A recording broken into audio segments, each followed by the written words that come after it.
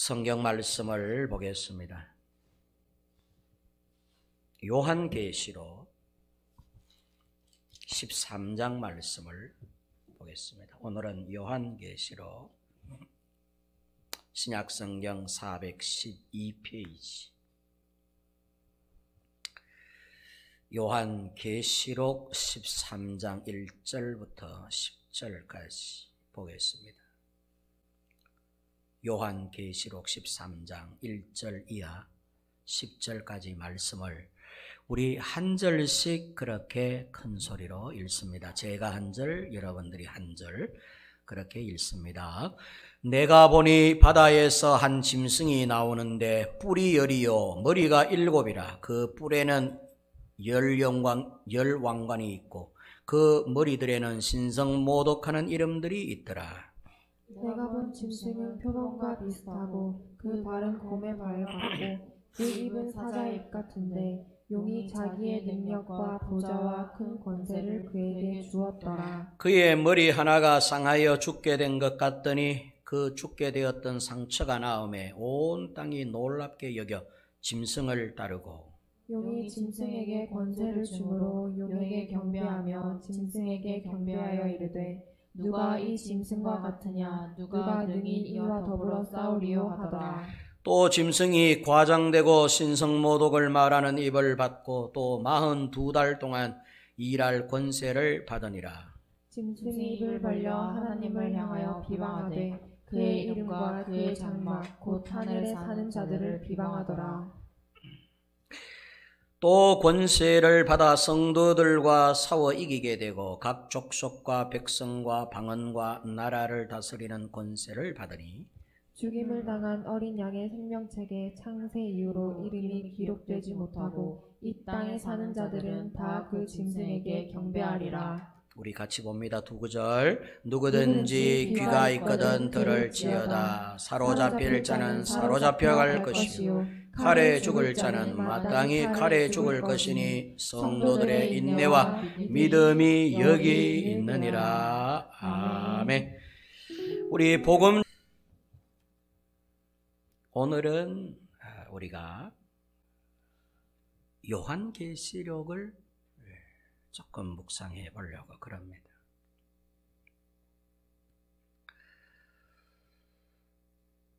성도 여러분,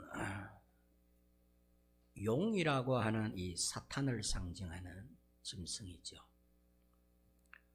용은 성경상으로 보면 결코 좋은 의미의 이미지가 아니에요. 언제나 사탄을 의미할 때, 묘사할 때는 용을 이렇게 묘사하곤, 용으로 이렇게 묘사하곤 합니다. 그래서 용은 사탄을 상징하고 그 부리는 짐승은 마귀를 상징해요. 사탄, 마귀, 용과 짐승. 그래서 오늘 제목을 짐승과 성도 간의 싸움. 저 짐승은 사탄을 의미합니다. 마귀를 의미합니다. 오늘 요한계시록 13장에 사탄 마귀를 용으로, 짐승으로 그렇게 묘사하고 있습니다. 저 짐승이 성도들과 싸워서 이긴다는 거예요. 성도들은 짐승과 싸워서 패배한다는 것입니다. 누가 이기느냐? 짐승이 이긴다. 성도들은 진다. 이렇게 단정적으로 말씀드릴 수는 없지만 성경 문맥상 그렇게 진행이 되고 있습니다. 저 짐승, 사탄 마귀의 짐승이 성도들과 어떻게 싸운다는 말일까? 오늘 이제 이 부분을 우리가 좀 집중하려고 그래요. 마귀는 마지막 때를 살아가고 있는 성도들과 어떤 싸움을 할까? 여러분들은 어떤 싸움을 할 것 같습니까? 바닷속에서 올라온 짐승, 용의 사명을 받고 사탄의 권세를 얻고 사탄으로부터 죽을 사명을 하나 받아가지고 세상에 올라와 이 성도들과 싸움을 벌이는데, 이 짐승인 마귀가 성도들과 어떤 싸움을 할까? 성도들은 이 마귀와의 어떤 싸움에서 패배자가 될까?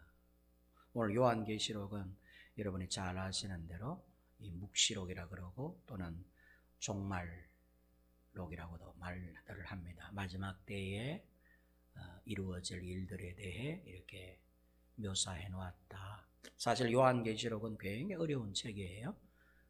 이 단어 한 단어의 의미와 뜻이 다 있습니다. 그래서 요한계시록은 너무 깊이가 있는 책이라서 목사님들이 사실은 이 요한계시록에 대한 본문은 잘 선택해서 말씀하지 않죠. 요한계시록을 건드렸다가는 끝까지 소보를 봐야 되니까 요한계시록을 완전히 이렇게 정독해 분석해 들어야 되니까 쉽지가 않거든요. 그래서 접근들을 잘 안 하시고 계시는 것이죠. 어쨌든 간에 오늘 우리가 특별히 좀 생각해 볼 문제는 이 마지막 때를 살아가고 있는 우리 성도들과 마귀와의 전쟁, 마귀는 어떻게 성도들을 유혹하고 어떻게 성도들에게 접근하고 어떻게 성도들을 무너뜨리고 어떻게 성도들과 싸워서 마귀가 승리를 할까? 요한계시록 12장은 여자의 후손에 남은 자, 즉 성도들이죠. 예수를 영접한 성도들과 최후의 전쟁을 벌이려는 용 곧 사탄의 어떤 굳은 결심과 함께 12장은 끝을 맺습니다. 그리고 이제 13장에 드디어 결심했던 용이 부상하여 짐승들을 부리면서 이제 성도들을 무너뜨리기 시작합니다. 전쟁을 다짐했던 사탄이 결심한 바를 따라서 마지막 시대, 곧 이 사탄이 예수님을 믿고 따르는 모든 성도들을 대적하여 전쟁을 일으키려는 사탄의 최후 시도와 그 마귀가 지향하는 동향을 상세하게 이제 기술하고 있습니다. 오늘 우리가 특별히 집중하여 들여다보고자 하는 구절은 7절, 8절, 9절, 10절, 4구절 말씀입니다. 특별히 오늘은 우리가 이 구절 말씀을 좀 들여다보려고 그래요. 읽어보면 또 권세를 받아, 이제 마귀가 말이죠. 짐승이 용으로부터, 사탄으로부터 권세를 받아 성도들과 싸워 이기게 되고 각 족속과 백성과 방언과 나라를 다스리는 권세를 받으니, 자, 이 짐승이 말이죠. 각 족속의 권세를 받게 되고 각 족속의 백성과 그들의 언어와 그들의 나라를 통치하는 권세를 짐승이 가지게 된다. 전 세계 각 나라의 통치권을, 결국에는 누가 배후 조종자가 되고 누가 그 다스리는 자가 되느냐 하면 그게 곧 짐승이다. 사탄 마귀라는 뜻입니다.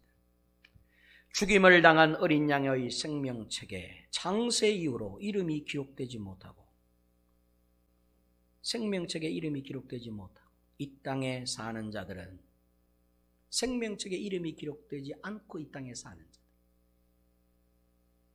어린 양 예수 그리스도의 생명책에 이름이 기록되지 아니하여 이 땅에서 지금 살고 있는 자들은 다 누구에게 경배하느냐? 짐승에게 경배하니라. 누구든지 귀가 있거든 들을지어다. 사로잡힐 자는 사로잡힐 것이요 칼에 죽을 자는 마땅히 칼에 죽을 것이니 성도들의 인내와 믿음이 여기 있느니라.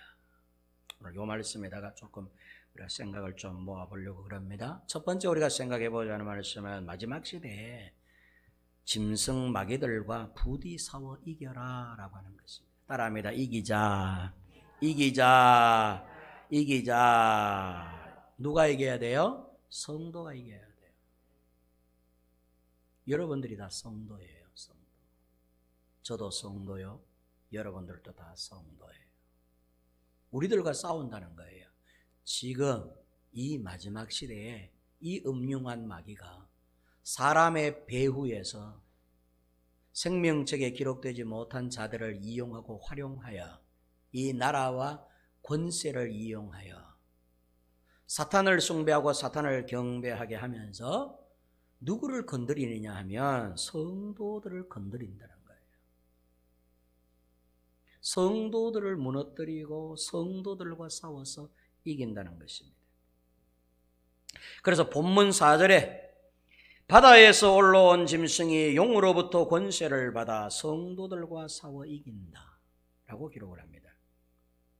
짐승이 성도를 이긴다는 것은 물리적인 힘으로 싸워 이기는 것을 가리키는 것 같지는 않아요. 이 짐승 마귀가 성도들과 싸운다는 이 싸움이 물리적인 싸움, 물리적인 싸움을 묘사하는 것 같지는 않아. 오히려 언어, 사상으로 사탄이 성도들을 이긴다 라고 묘사하고 있다는 것입니다. 왜냐하면 짐승의 권세라는 것이 물리적인 힘이라기보다는 언어와 사상에 있는 것으로 오늘 본문 말씀 7절, 8절, 9절, 10절 쭉 기록하고 있기 때문입니다.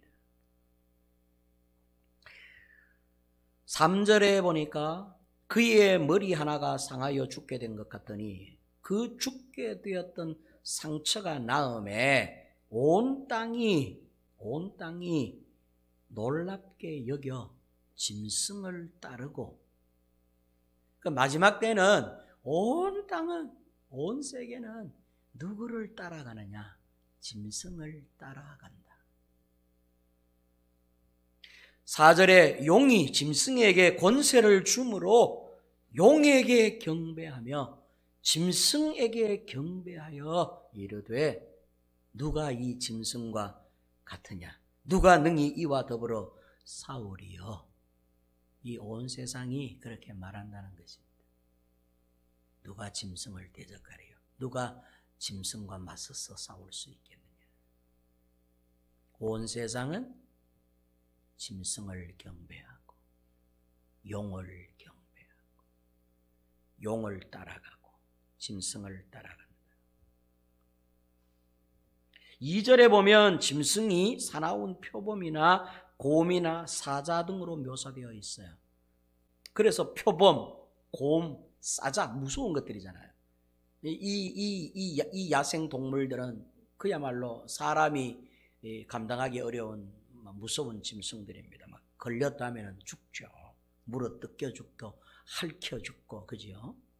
표범이나 곰이나 사자는 무시무시한 동물입니다. 그래서 사람들은 자칫 이 사탄의 싸움은 물리적인 파괴력을 가진 어떤 것과의 싸움, 물리적 파괴력을 가진 자와의 짐승의 싸움, 이렇게 이해할 수 있는데, 그러나 5절, 6절을 보면 짐승의 진짜 무기, 짐승의 진짜 실력이 무엇인지를 성경이 가르쳐주고 있는데, 그것은 물리적 힘이 아니라 파괴력이나 이런 어떤 신체적으로 이렇게 압박을 가하는 이런 어떤 물리적 아픔이나 고통이나 뭐 우리가 이해하는 것처럼 전쟁이나 그 다음에 막 이렇게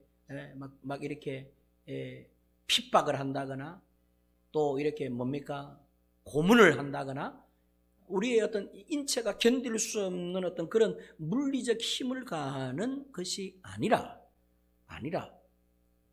5절, 6절을 읽어보면 마귀의 무기는 그의 입에서 나오는 말의 내용이라는 것입니다. 이렇게 기록합니다. 또 짐승이 과장되고 신성모독을 말하는 입을 받고 또 42달 동안 3년 6개월 동안 일할 권세를 받으니라. 짐승이 입을 벌려 하나님을 향하여 비방하되 그의 이름과 그의 장막 곧 하늘에 사는 자들을 비방하더라. 즉 입을 벌려서 하나님의 신성을 모독하는 말을 하고 하나님을 향하여 비방하고 하나님의 이름과 하나님의 사람들을 비방하는 것이 짐승이 하는 일이라는 것이에요. 짐승의 강력한 무기가 파괴력이나 물리적인 어떤 것이 아니라 간교한 말이라는 것입니다. 이런 짐승 마귀의 꾀에 성도들이 넘어가서는 짐승 마귀 사탄을 경배하고 마귀가 기뻐하는 일들을 하고 마귀를 위해 쓰임받는 존재가 성도들이 된다는 것입니다. 결국 그렇게 됨으로써 짐승인 마귀가 성도들을 이긴다는 것이죠. 이로 볼 때 짐승인 마귀는 외형상으로 외적인 모습으로 자이언트나 혹 흉측한 괴물의 모습이라기보다는 제가 믿을 때는 일종의 머리가 비상하고 말을 잘하는 달변가 혹 사상가, 선동질을 잘하는 지식인. 다시 한번 말씀을 드립니다. 머리가 비상한 사상가, 입의 말로 사람들을 선동질을 잘하는 달변가들, 세상의 지식으로 하나님과 성도를 분해하는 자들, 세상의 지식으로 성도들의 믿음을 떨어뜨리는 자들, 달변가들, 뛰어난 사상가들, 지식인들, 이런 이들이 오늘 요한계시록 13장에서 말하는 짐승이라는 것입니다. 수많은 가문 이설이나 여러 가지 미사 여구들로 예수 안에서 열심히 하나님을 경외하고 예배하는 성도들을 곁에서 서서히 조금씩 무너뜨려가는 미혹하는 혀, 미혹하는 입을 가진 자, 이런 자들을 오늘 본문에서는 용의 심부름을 하는 짐승이라고 묘사한다는 것입니다. 어떤 의미로 종교, 철학, 그리고 세상 지식과 학문에 박식하고 선전선동에 능란한 인물들을 중심한 이 시대의 엘리트들, 이 시대의 뛰어난 자라 자청하는 자들, 이 시대를 이끌어가는 속칭 지도자라는 자들, 이 시대를 이끌어가는 학문 많이 하는 자, 높은 지식을 갖고 있는 자들, 이런 자들이 어쩌면 성경에서 묘사하고 있는 바다에서 올라온 짐승이 아닐까라고 하는 생각을 떨쳐버릴 수가 없습니다. 이들의 말의 특징을 한번 들어보십시오. 첫째, 신성 모독입니다. 달변가들, 지식인들 절대 신을 인정하지 않습니다. 그들은 교묘하게 언론을 통해 방송을 이용해 TV 앞에 앉아있는 바보 박스에 앉아서 울고 웃고 있는 수많은 선량한 서민들을 비롯 성도들을 그들은 이간질하고 하나님을 모독하고 하나님의 교회를 비방하고 성도들을 무시하고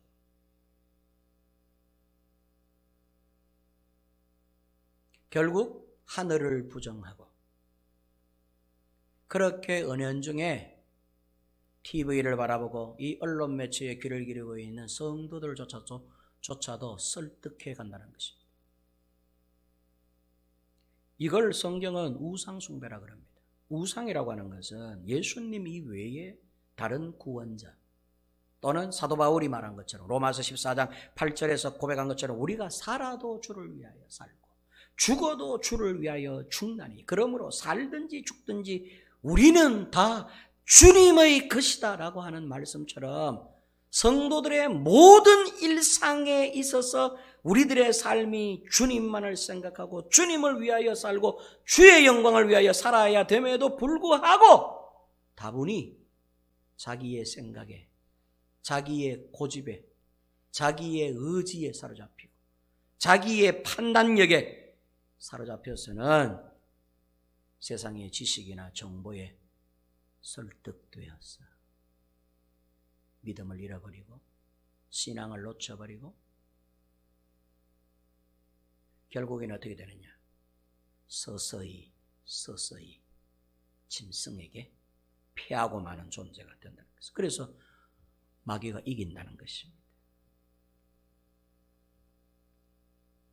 자기를 위하여 자기중심적인 사상이나 태도를 우상이라 그럽니다. 하나님의 사상이 아닌, 하나님을 위하는 마음이 아닌, 우리가 살아도 죽어도 주를 위하여 존재하는데 사는 것도 자기를 위해 살고 죽는 것도 자기를 위해서 죽고 사나 죽으나 주를 위해 죽는 게 아니라 자기의 유익을 위하여 살고 죽고자 하는 마음의 행태들을 우상숭배라 그러는 것입니다.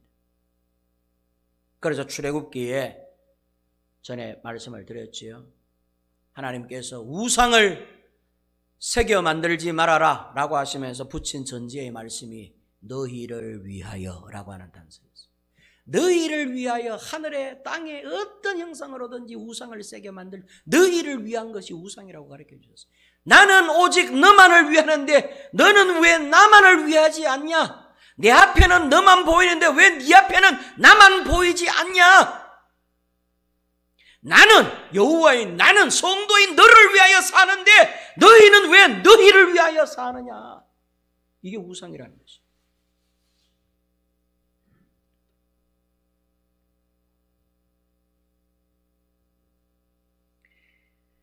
예수님을 믿는 것 외에 다른 구원의 길이 있다고 가르치는 종교다원주의, 종교통합운동, 혼합된 종교의 일치 곧 WCC, 세계교회협의회와 같은 혼탁한 종교협의회와 그런 어떤 휴머니즘, 이들은 휴머니즘 사상이 주사상입니다. WCC의 주사상은 휴머니즘입니다. 휴머니즘은 인간애를 말하는 것입니다. 인간애보다 여러분 더 중요하고 인간애보다 더 위에 있어야 될 애가 뭐냐면 이게 여러분 신에 대한 애착이에요. 주님에 대한 사랑이 먼저인데 인간애가 최고라고 가리키는 사상들입니다. 그럴싸하지요. 종교혼합주의자들의 말을 들어보면 정말로 그럴싸합니다. 보세요. 이 언론을 통하여 성도들을 무너뜨리고 있는 이 간교한 미혹과 유혹의 말들을 한번 들어보세요. 그들의 말들은 휴머니즘입니다. 좋게 좋은 거 아니냐? 왜 자꾸 싸우려고 그러니? 평화가 좋은 거 아니냐?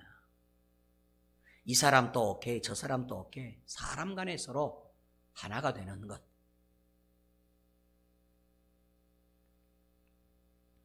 들어보면 그럴싸하지만 이를 가리켜서 뉴에이지 운동이라 그럽니다.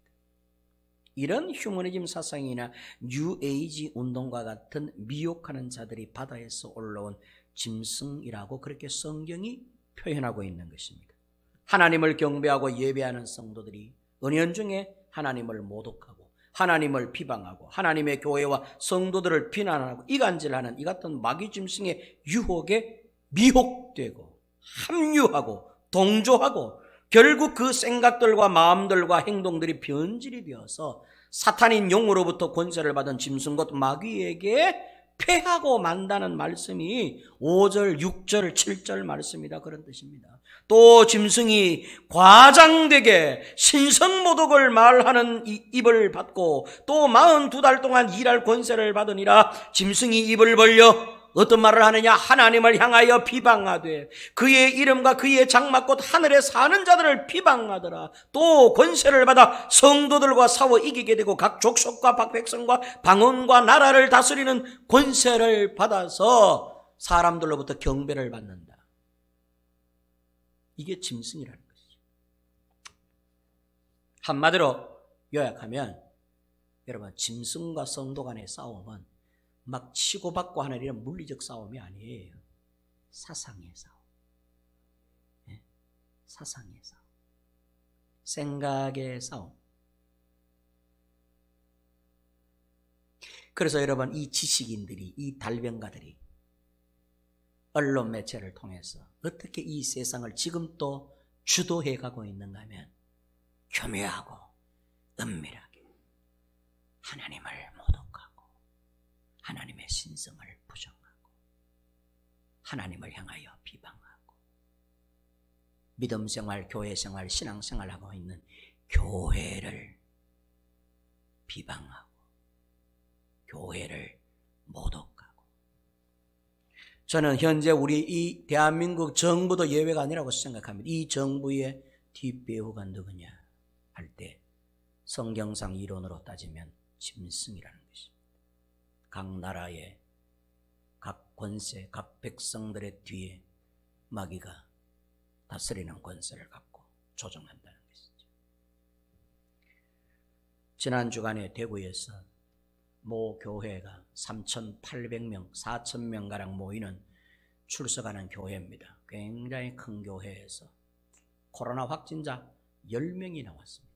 뒤늦게 또 이분들이 이것저것 해서 도와 20 몇 명인가 나왔는데 처음에 10명이 이제 이렇게 표출이 됐을 때 이 언론은 YTN부터 시작해서 중심적인 언론 매체 KBS, MBC, 지상파 방송들, 이 굵직굵직한 오직 대한민국 전 국민이 그 TV만 바라보고 있는 이 바보상자들이 뭐라고 글귀를 갖다가 새겨서 보도하는가 하면 3,800명 교회 확진자 생기다 이렇게 나오니 교회가 3,800명이 확진자가 생겼구나 이렇게 딱 오도하고 오해할 수 있도록 교묘하고 미혹하게 이렇게 줄을 딱 다니 그 TV를 바라보고 있는 교인들조차도 교회가 잘못하고 있네. 3,800명이 확진이 됐어요. 확진이 돼서 10명이 확진이 된 거예요. 그리고 또 한 지상파 방송에서는 어떻게 보도를 하느냐. 교회 및 종교단체에서 다수 확진자가 생겨 이렇게 보도를 해요. 교회는 종교 아닙니까? 그러면 그냥 종교단체에서 이렇게 하면 될 것을 가리켜서 꼭 앞에다가 성도들을 비난하고 하나님을 예배하는 성도들을 비난하는 글귀를 갖다가 교묘하게 새기는데 교회 및 종교단체를 이렇게 글귀를 갖다가 잠깐 스쳐 지나가면서도 띄운다는 거죠. 그런데 그걸 바라보는 국민들은 교회가 큰 문제구나. 이렇게 사상적으로 생각이 굳어질 수밖에 없도록 이렇게 꾸며간다는 것입니다.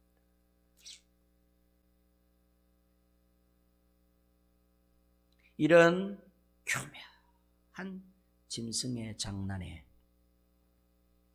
한국교회는 입을 닫고 성도들조차도 무감각해져 있으니 집어삼킨 바탕할 수밖에. 마지막에 가까우면 사탄이 이기리라. 우리 다 질 거예요. 잘 못하면 다 지고 말 것입니다. 사탄에게 지면 어떤 결과가 초래해야 하게 되는지 말씀을 드릴게요. 만약에 마귀가 우리를 이기면 패한 우리들의 생과 영혼은 어떻게 되는지. 첫째는 생명책에서 그 이름이 빠진다는 것입니다.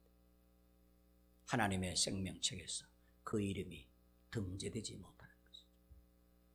하나님의 생명책, 여러분 한번 따라합니다. 마지막 시대 예수 구원의 생명책에 기록되라. 다시 한번 마지막 시대 예수 구원의 생명책에 기록되라. 다시 한 번만 따라합니다. 예수 구원의 생명책에 기록되라. 시작. 예수 구원의 생명책에 기록되라. 8절 말씀입니다. 죽임을 당한 어린 양의 생명책. 죽임을 당한 어린 양 예수 그리스도를 말합니다. 십자가의 사건, 부활의 사건을 말합니다. 죽임을 당한 어린 양의 생명책에 창세 이후로 이름이 기록되지 못하고 이 땅에 사는 자들은 다 그 짐승에게 경배하리라. 그러면 결국에는 우리가 만약에 이 짐승에게 경배하는 자가 되고 짐승이 좋아하는 일들을 하고 짐승이 나로 하여금 이기는 자가 되게 된다면 우리는 창세 이후로 생명책에 이름이 혹 없는 자가 아닌가에 대해서 염려해야 된다는 것입니다. 하나님 앞에는 세 가지의 책이 있다고 성경이 기록하고 있습니다. 첫째 생명책입니다. 둘째 기념책입니다. 셋째 죄책입니다. 하나님 앞에 있는 생명책에는 하나님을 변함없이 섬겨온 모든 성도들의 이름이 다 기록이 되어 있습니다. 예전부터 지금 앞으로까지 창세 이후로 하나님을 경외하고 하나님을 예배하고 하나님을 모독하는 것이 아니라 오히려 하나님의 이름을 높이고 하나님을 경외하며 예배했던 모든 자들, 예수 그리스도 안에 있는 생명 얻을 자, 영생을 얻을 자의 이름이 기록되어 있다는 것이에요. 자, 여러분, 자, 저를 보세요. 우리 학생들 나를 봐요.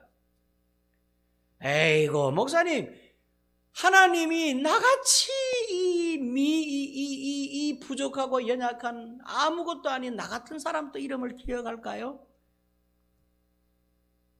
요즘 여러분 QR코드 우리 학생들 다 갖고 계시죠? 휴대폰. QR코드 하나만 있으면요 전 세계 사람이 나를 다 알 수 있습니다. 그 정보통만 알면. 우리들의 이름 낱낱이 정부에 다 기록이 되어 있습니다. 여러분의 휴대폰을 들고 부산에 한번 가보십시오. 바로 부산 기장이나 부산에서부터 여러분 휴대폰으로 확진자 조심하세요, 코로나 조심하세요 라고 하면서 우리 주변의 상황을 알려줍니다. 강원도에 가면 강원도에, 충청도에 가면 충청도에, 제주도에 휴대폰을 들어가면 거기에 내가 제주도에 왔는 걸 어찌 알고 띵동 하면서 문자 하나 날라오는데 제주시에서 조심하이소 이러면서 문자가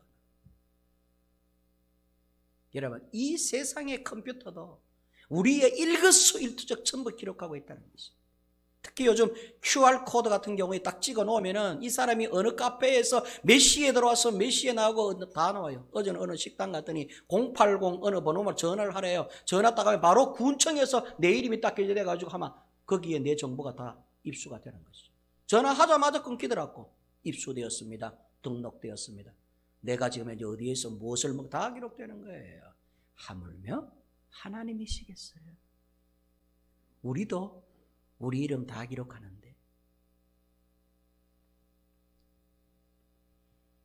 우리들의 이름이 생명책에 구원받은 사람의 이름은 낱낱이 기록한다는 것입니다. 그래서 예수님은 제자들에게 이렇게 말씀하셨어요. 귀신을 쫓아낸 것으로 기뻐하지 말고 너희들이 내 이름으로 명할 때 귀신이 나가고 병자가 고침받는 것을 나도 여기서 보았느니라. 그러나 내가 너희들에게 말한다. 귀신 쫓아내는 능력 그거 행하였다고 기뻐하지 말고 너희들의 이름이 하늘나라에 기록되어 있는 것으로 기뻐하라. 주님께서 말씀하셨어요. 누가복음 10장 20절에 말씀하셨어요. 구약의 다니엘은 개국 이래로 그때까지 없던 환란의 때를 미리 보면서 무릇 책에 기록된 모든 자가 구원을 얻을 것이다. 다니엘서 12장 1절에서 말씀하고 있습니다. 생명책에 기록되어 있는 자는 누구도 빠짐없이 전부 구원을 받게 될 것이다. 그리고 사도 요한은 그 이름이 어린 양의 생명책에 기록된 자들이라고 요한계시록 21장 27절 말씀에 다시 한번 기록하고 있습니다. 생명책에 기록된 자들은 하나님의 성에 들어가게 될 것이다 라고 기록하고 있습니다. 그러므로 성도 여러분 보세요. 하나님 앞에 먼저 놓여있는 책이 생명책이라는 게 있어요. 이 생명책에는 저와 여러분들의 이름도 게재되어 있다는 걸 믿으시기를 바랍니다. 두 번째 책은 기념책이 있대요. 하나님 앞에는 기념책이 있대요. 이 기념책은 여호와 하나님을 경외하는 자와 그 이름을 존중히 여기는 자들의 모든 착한 행실이 기록이 된다고 말라기서 3장 16절에 기록을 하고 있습니다. 믿음에서 나오는 모든 말들, 사랑의 행위 이런 것들이 다 이 기념책에 기록이 된다는 거예요. 하나님의 기념책에는 의로운 행위가 빠짐없이 영원히 기록됩니다. 거기에는 유혹을 물리친 것, 악을 이긴 것, 부드러운 자비로 표현한 말, 모든 선한 행위가 자세하게 기록이 되어 있다라고 성경이 기록합니다. 저와 여러분들이 주를 위하여 말한 것들, 주님의 영광을 위하여 고백한 것들, 주를 위하여 말한 한마디 한마디, 그리고 주님을 위하여 여러분들이 섬기면서 행한 우리의 행동까지 한 행동 한 행동이 어디에 기록을 하냐면 하나님께서 기념책에다가 기록을 하신다. 히스기야 왕은 하나님 앞에 기도할 때 여호와 하나님이여 부디 제가 하나님을 위하여 성실히 행했던 것, 내가 하나님을 위하여 열심히 살아왔던 나의 모든 행실을 기억하여 주옵소서라고 히스기야 왕이 기도한 적도 있었어. 저와 여러분들이 믿음 있는 말을 하는지 믿음 없는 말을 하는지, 믿음의 행위를 하는지 믿음 없는 행위를 하는지, 우리의 모든 행위의 기록책, 이걸 행위책 곧 기념책이라고 이렇게 성경은 묘사하고 있습니다. 세 번째, 하나님 앞에는 죄책이 있다는 거예요. 죄책은 하나님의 원함과 뜻을 거스린 사람들의 모든 악한 행실들과 그들의 은밀한 말들, 행동들이 다 기록되어 있다는 것입니다. 전도서 12장 14절, 하나님은 모든 행위와 모든 은밀한 일을 선악간에 심판하시리라 라고 기록합니다. 마태복음 12장, 사람이 무슨 무익한 말을 하든지 심판날에 이에 대하여 신문을 받으리니 네 말로 의롭다함을 받고 네 말로 정죄함을 받을 것이다. 예수님께서 말씀하셨어요. 마지막 때가 되면 모든 사람은 무익한 무슨 말을 했든지 어떤 행동을 했든지 심판을 받게 될 것이다. 네가 만약에 의로운 행동을 했으면 의롭게 판단을 받을 것이고, 네가 불의한 정죄함의 일을 했다면 불의함과 정죄함의 판단을 받게 될 것이다. 마지막 때에 기록한 책들, 이 책들 속에는 저와 여러분들이 신실한 믿음으로 살아온 모든 행위와 불경건한 마음으로 살아온 모든 행위들이 다 기록이 되어 그것을 하나님께서 마지막에는 점검하실 것입니다. 그래서 여러분, 제가 언젠가 여러분 간증을, 우리 교회에도 오셨죠. 김성수 목사님 기억하시죠? 대한민국 환경부의 환경처에 근무하셨던 고급 고위 관직자였죠. 교회 안수 입사님이었고, 이번에 지금 목사님이 되셔서 목회를 합니다. 부인은 종합학원을 크게 했었어요. 돈도 어마무시하게 벌었던 분들이에요. 돈이 아쉽지 않게 살아온 분들인데 김성수 목사님에게 몸에 질고가 왔죠. 심장, 병원에 가봤더니 이 심장 같으면 죽어도 12번은 더 죽어야 되는데 어떻게 이렇게 살았습니까? 당장 수술합시다. 수술대 올라서 수술을 받는데 어디를 갔다 오느냐? 천국을 갔다 옵니다. 그 수술대에서 올라가 보니까 둥근 원이 있고 거기에 두 개의 발이 있는데 누가 가르쳐 주지도 않았는데, 이 발은 존귀하신 주님의 발이시구나, 하나님의 발이시구나. 그래서 누가 가르쳐 주지도 않았는데 본인이 스스로 알겠더래. 심판대 앞에 서 있구나. 거기서 본인이 말이죠, 막 기뻐하고 막 이래야 되는데 본인이 본 천국의 환상은 얼마나 두려워서 떠는지 떨고 있더래. 막 울면서 막 얼마나 막 사시나무 떨듯이 막 어떤 두려움의 공포에 휩싸여가지고 막 떨고 있는데 그 앞에 그 심판대 앞에 자기의 모든 나면서부터 지금껏 살면서 지은 모든 행적이 쫙 영화처럼 필름처럼 지나가는데 전부 기억이 나더래. 희한한 거는 5살 때, 7살 때 이거 어떻게 기억나는지 몰라. 어쨌든 간에 지나가니까 이게 여러분 영혼의 세계예요. 싹 다 기억이 나는데 그 중에 3가지 성경 백독한 거, 그것도 죄의 항목에 들어가요. 성경 100번 읽은 게 그게 죄의 항목에 훅 지나가요. 그 다음에 고아원, 양로원 방문하면서 자기가 남성교회 회장으로서 막 왕성한 활동을 했던 것도 훅 지나가고, 청년들 데리고 단기선교 가가지고 돈 쓰고 막 했던 것도 훅 지나가고, 마지막 필름이 끝났을 때 목사님이 두렵고 떨리는 말씀 목소리로, 하나님, 제가 3가지만 질문을 해도 되겠습니까? 해보라 하더래. 성경 백독 읽은 게 왜 죄가 되고, 양로원 고아원 다니면서 내가 헌신하고 봉사했던 게 왜 죄가 되고, 단기 선교 가가지고 청년들 데리고 선교 활동했던 게 왜 죄가 됩니까? 그게 죄의 항목에 들어가 있던데 어찌 그렇습니까? 물었더니 딱 한마디 하시더래. 그건 내 사랑으로 한 게 아니라 네 의로 했을 뿐이야.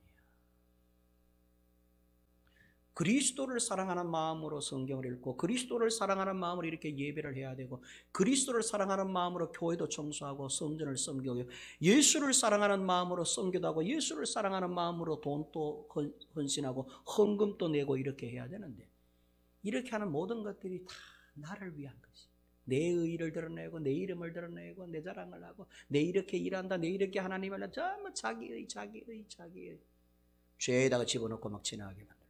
그래서 이분이 그러고 나서 깨어나서 수술을 잘 받으시고 다 집어치아파서 환경부터 때려치우고 종합학원도 다 때려치우고 많이 신학 공부해서 목사님이 됐습니다. 지금 아파트에서 사모님과 두 분 이웃들과 한 4-5명 예배를 드리는데 왜 교회를 크게 하지 않습니까? 라고 물었더니 목사님 저는 지금도 하나님의 사랑이 없어서 교회를 함부로 할 수 없습니다.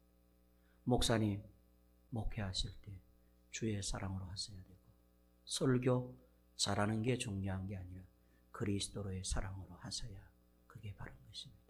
저게 가르쳐 주셨었어요. 그때 여기 와서 간증도 하셨지.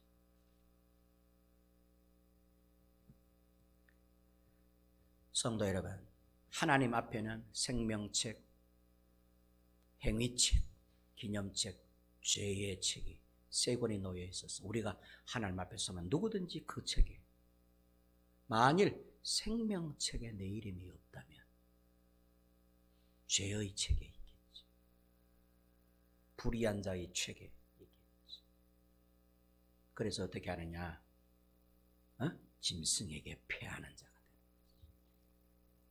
거지. 그러므로 이 시대는 어떤 시대입니까?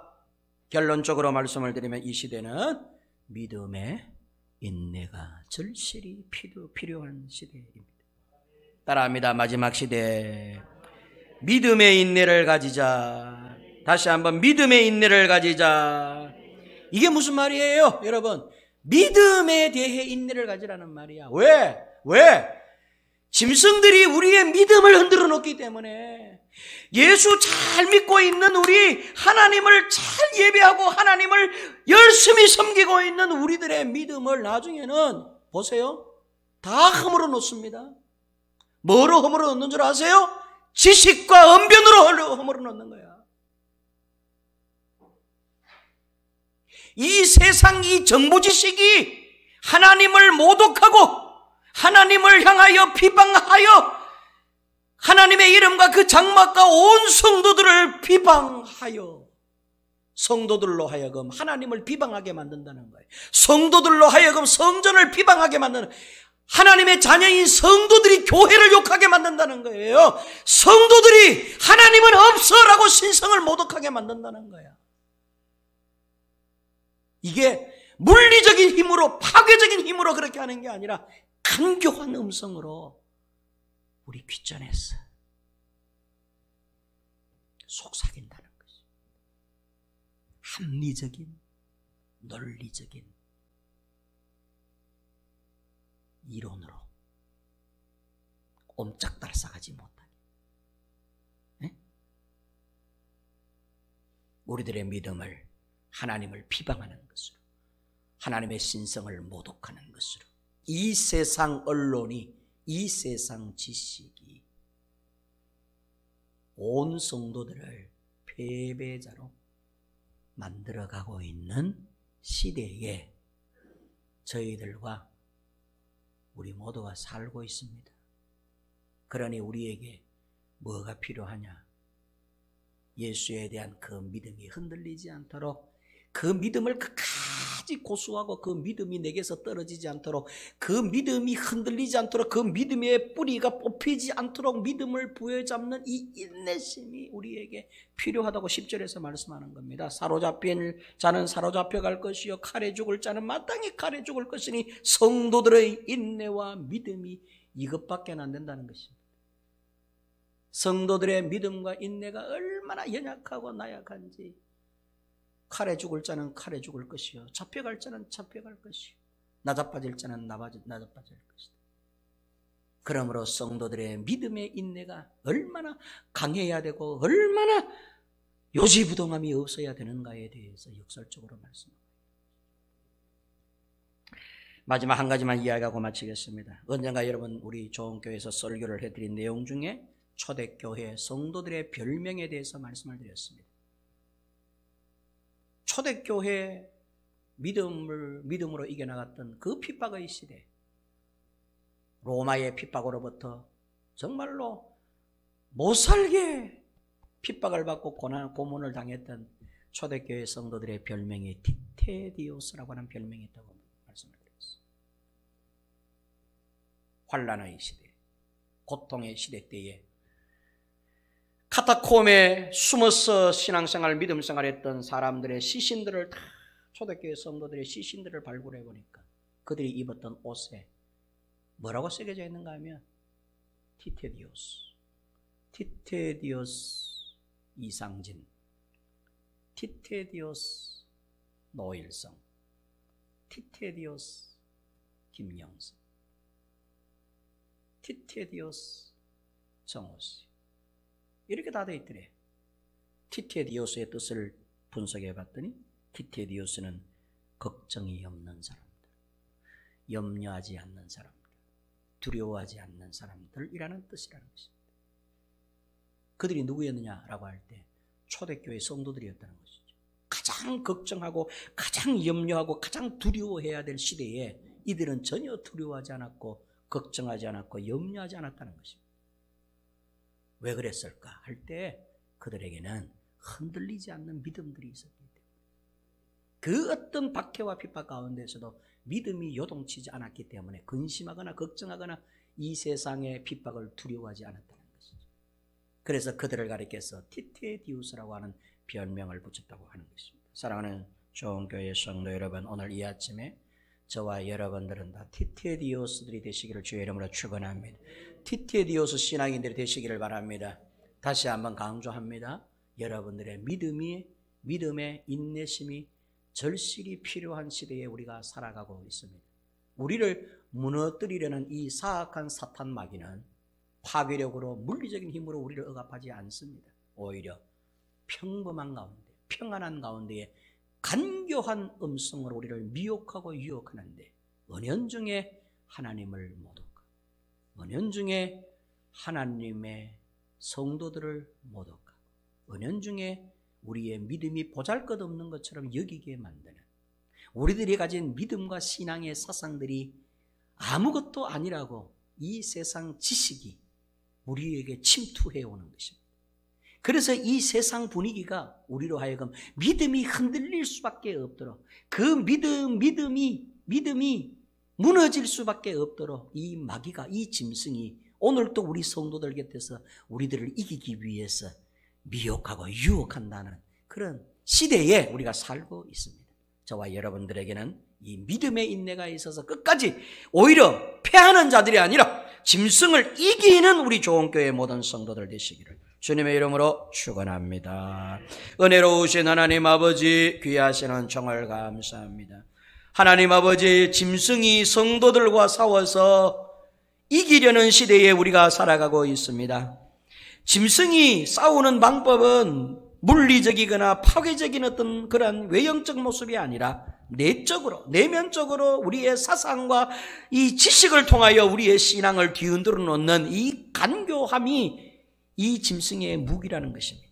하나님을 은연중에 모독하고 우상을 숭배하고 하나님을 비방하고 하나님 나라를 모독하고 성도들을 이간질하고 성도들을 무너뜨리는 이 간교한 말들, 교회를 함부라는 말들, 언어들, 지식들, 이런 것들이 성도들로 하여금 무너지게 만드는 무기, 이 사탄의 무기라는 것입니다. 주여, 우리가 이 마귀의 무기를 알고 잘 대처하게 하시고 이기는 저희들이 되게 하여 주시옵소서.